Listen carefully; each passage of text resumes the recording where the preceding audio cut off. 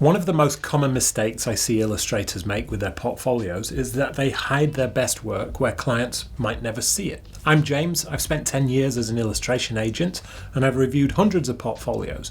This comes up all the time. I talk about it a lot, but I see it over and over again. Let me show you what I mean. This is Amanda Key. She's a Canadian illustrator I've been working with recently, and she's carved out a nice little niche for herself working with scientific journals, ecology, ocean conservation, and general nature, and her portfolio really reflects that.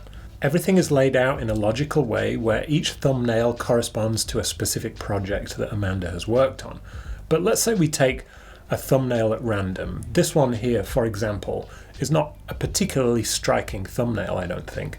If we look inside the project, we'll see some more great illustrations. These portraits are particularly interesting, I think. But if a client were to visit Amanda's homepage for just a few seconds, let's say they're busy, looking for somebody who could draw portraits, yeah, there's one example here. But they might not come away from this website thinking that Amanda can draw portraits, when we've already seen that she can. So Amanda might lose out on those kinds of projects. From the illustrator's point of view, the portfolio makes perfect sense. Everything is organized into neat project folders. Every project tells a story, each image has its own place. Logically, it's very tidy. But clients don't experience your portfolio the way that you do. They don't arrive thinking, I'm going to explore this carefully and search for exactly what I need. They arrive thinking, is this work relevant to my project?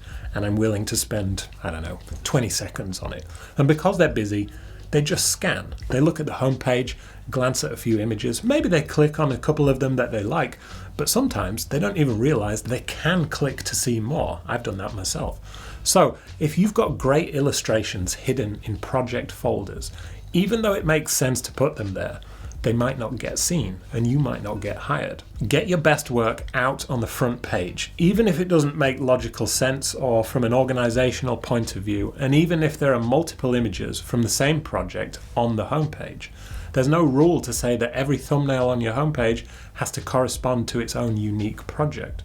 3 or 4 thumbnails could lead to the same project page, where you could show the whole project and tell the full story. And at the start of your career, that can actually be a really good trick to make your portfolio look bigger and fuller. Let's say you've worked on a children's book with 20 plus illustrations. You can either show that project once with one thumbnail on your homepage and you get one chance that a client is going to click it to see the rest of the work. Or you can choose the 4 best images from that project and put them all on the front page, and then you get 4 chances for people to click through to see the whole project. If a client only spends a few seconds on your site, they should still come away with a clear picture of what you can do. They should see your strongest work, a sense of range, and how your style can be applied to different kinds of projects. If that only becomes clear after they've clicked through every project and searched the whole site, you'll miss out because most clients aren't doing that. So get your best illustrations on your homepage. So even if a client is only there 10 seconds, they'll definitely see them. It doesn't guarantee they're going to hire you, but at least they'll get the full picture of what you can do. This video is part of a new series of short portfolio tips. Here's another one you might like. See you next time.